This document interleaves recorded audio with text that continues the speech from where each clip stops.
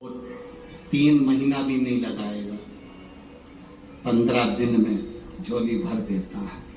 अगर दिल से सुनी है शिव महापुराण की कथा, केवल छल कपट और हृदय में कहीं बेर भाव रखकर कपट रखकर अगर सुनी है तो उसका प्रमाण भी वो दे देता है। दिल से सुनी वो दिल से देता है, खाली नहीं छोड़ता। मेरा महादेव, मेरा शिव, लोग कहते हैं गुरुजी शिव महापुराण में ऐसा क्या है? हम कहते हैं एच चूने से लिखा रहता है तो उसको हेलीपैड कहते हैं। हेलीपैड को देखकर हेलीकॉप्टर उतर जाता है, शिव महापुराण को देखकर मेरा महादेव उतर जाता है। ये वो हेलीपैड है। क्या देगा वो उसके ऊपर। सियोर वाला महाराज तो कल कथा पूरी कर देगा, 11 बजे कथा विराम कर 1 बजे यहाँ से सीहोर के लिए निकल जाएगा। पर आपने जो दिल से सुना है उससे निवेदन करा, बाबा मेरे दुख काटना, क्या देगा?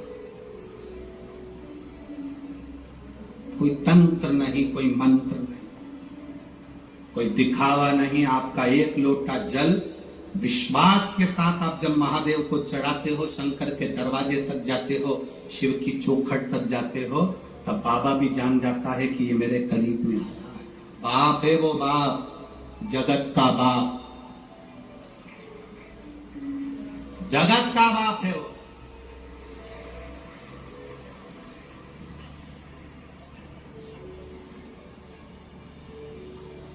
और बाप बाप है, उसको देव नहीं कहते, क्या कहते? महादेव कहते हैं। देवों का भी देव महादेव है वो। 64 योगनिया, 33 कोटि देवता उसके सामने नृत्य करते हैं, सामने, उसको नहीं फर्क पड़ता। केवल इन नेत्रों से जिसने पहचान लिया, पहचान लिया। गुरु क्या देगा? गुरु केवल दृष्टि। क्या करता है गुरु? माला जपता रहेगा, दृष्टि देता रहेगा। केवल माला जपेगा और दृष्टि देगा। वो दृष्टि मूल है, वो क्या है दृष्टि में वो जानता है। लिखा रहता है आप कैमरे की निगाह में हो। कथा के पंडाल में जब तक बैठे हो तो तुम ये अंदाजा लगा कर रखना कि तुम शिव की निगाह में हो, शंकर की निगाह। बस जूते, कपड़े, जान पहचान वाले आपको अगर कष्ट दे रहे हैं, कौन कौन? जम के बोलो जरा। जूते, कपड़े, जान पहचान वाले, रिश्तेदार, परिचित, पहचान वाले आपको अगर कष्ट दे रहे हैं तो ये समझ लेना चाहिए कि ये हमारे साइज के नहीं है। ये हमारे साइज के नहीं है। जूता कष्ट दे तो पहचान जाओ कि ये मेरी साइज का नहीं है। कपड़ा कष्ट दे तो समझ जाना कि ये मेरी साइज का नहीं है। और रिश्तेदार कष्ट दें तो समझ जाना कि ये तुम्हारी साइज के नहीं है।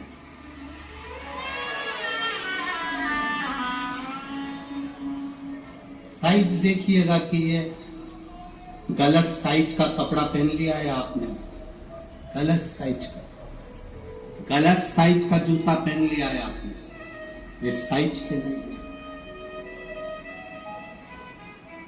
गलत लोगों से संबंध कर लिया आपने, ये साइज के नहीं है।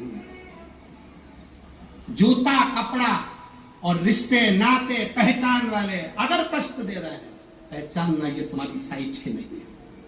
तुम जिस साइज के हो ना, भले तुम्हारा पेट्रोल पंप नहीं है, भले तुम्हारे पास 4 व्हीलर गाड़ी नहीं है, पर तुम्हारा दिल बड़ा है, वैसा होना चाहिए। साइज पहचानिएगा। धन से साइज की पहचान नहीं होती। धन से कोई साइज की पहचान नहीं होती। संपदा से, कुर्सी से, पद से, प्रतिष्ठा से साइज की पहचान नहीं है। दिल से होती है, हृदय से।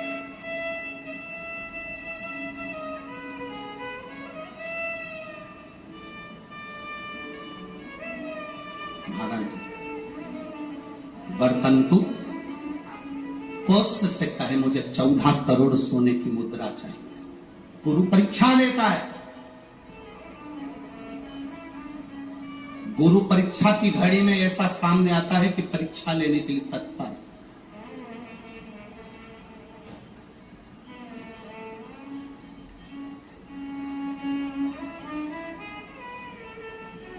ली परीक्षा, 14 करोड़ सोने की मुद्रा। कौश गया तुरंत राजा रघु के पास। राजा रघु से कहा, महाराज 14 करोड़ सोने की मुद्रा मेरे गुरु जी को देना है, मैं ब्राह्मण का बालक हूं, आप दे दो। राजा रघु ने कहा 14 करोड़ सोने की मुद्रा देने के लिए मना नहीं, पर मैंने अभी यज्ञ करा था, उस यज्ञ में मैंने सोने की मुद्रा सब संतों को, ब्राह्मण जन को बांटी है। मेरे पास इतनी मुद्रा नहीं, थोड़ी बहुत निकल जाएगी, 1 करोड़ दे दूंगा, 14 करोड़ कहां से। राजा रघु ने कहा, पर ब्राह्मण मेरे दरवाजे से खाली ना जाए, रुकिए, मैं इंद्र पर आक्रमण करता हूं। गुरु गुरु है, इंद्र पर आक्रमण करता हूं। राजा रघु ने इंद्र पर सेना तैयार कर आक्रमण करना प्रारंभ करा। इंद्र का सिंहासन डोलने लगा। इंद्र दौड़ते दौड़ते भगवान ब्रह्मदेव के पास में गए। राजा रघु इंद्र पर आक्रमण कर रहे हैं, इंद्र लोक पर आ रहे हैं, क्या करा जाए। एक बच्चे को 14 करोड़ सोने की मुद्रा चाहिए, गुरु ने मांगी है, इसलिए लेकर जा रहा है। उसको 14 करोड़ स्वर्ण मुद्रा, हाँ 14 करोड़, हाँ क्या करें। इंद्र से कहा, राजा रघु यहां पर आए स्वर्ण मुद्रा लेने के लिए, आप कुबेर को बुलाओ और कुबेर से कहो कि तू जाकर 14 करोड़ सोने की मुद्रा दे दे। कुबेर को बुलाया। कुबेर शमी का एक पत्ता तोड़ा।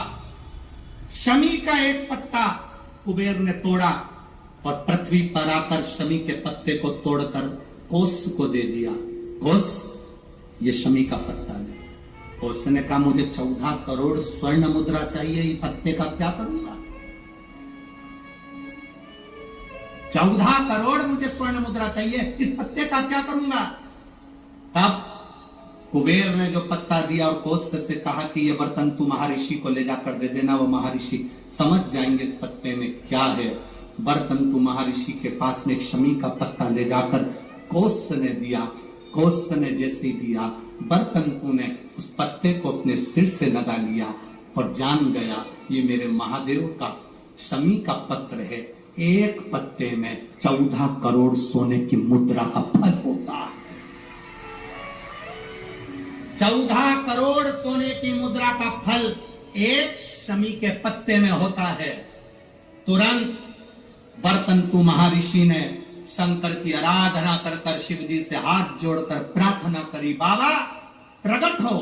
देवादिदेव महादेव प्रकट होकर कहते हैं, बर्तंतु मांगो तुम्हें क्या चाहिए। बर्तंतु कहते हैं, बाबा शरदीय नवरात्रि पूर्ण होने पर जो विजयदशमी आए, उस दशमी के दिन जो एक शमी का पत्र भूलवश भी महादेव को समर्पित कर दे, उसकी जिंदगी में कभी संपदा की कमी ना आए। एक शमी का पत्र, एक शमी का पत्ता 14 करोड़ सोने की मुद्रा से प्रबल हो जाता है। एक शमी का पत्र। आज भी कई जगह पर विजयदशमी के दिन, कई स्थानों पर विजयदशमी के दिन शमी के पत्ते का लेन देन होता है। शमी के यहाँ होता है कि नहीं होता हमको स्मरण नहीं है, महाराष्ट्र में तो, पर कई जगह पर होता है। यहाँ पर भी शमी का जो पत्र होता है, विजयदशमी के दिन लोग देकर उसको प्रणाम करते हैं, माता पिता को नमन करते हैं। क्यों? आप अपने बच्चे और आपसे पूछेंगे, आपकी औलाद आपसे पूछेगी, आपके आने वाली पीढ़ी आपसे पूछेगी, माँ ये कौन सा नाटक बनाकर रखा है तुम लोगों ने। शमी का पत्ता दे, शमी का पत्ता ले, मिलने जाओ तो शमी का पत्ता। शमी का पत्ता क्यों लिया दिया जाता है?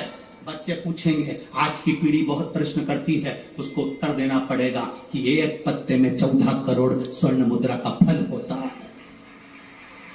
एक शमी के पत्र में आज के बच्चे जो प्रश्न करेंगे उसका उत्तर देने के लिए तुम्हें तैयार रहना पड़ेगा। उस उत्तर को तुम्हें देना पड़ेगा कि ये शमी का पत्र विजयदशमी पर क्यों लेन देन किया जाता है, शमी का पत्र क्यों शिव के मंदिर में जाता है, शमी के पत्र की मूलता क्यों होती है, इसको समझाना।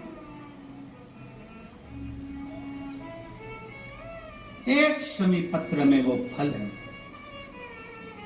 और केवल यही नहीं, शमी के वृक्ष के नीचे, बेलपत्री के वृक्ष के नीचे अगर भूल से भी बच्चा, बूढ़ा, कोई व्यक्ति एक पार्थिव शिवलिंग का निर्माण कर लेता है, भूलवश भी उस पे जल समर्पित कर देता है, भूलवश भी उसके भाव से पुष्प या शमी पत्र या बेलपत्र भी चढ़ा देता है, तो वो इस संसार में कहीं ना कहीं सुख भोगता ही है, उसके जीवन में दुख नहीं। शमी पत्र की मूर्ता,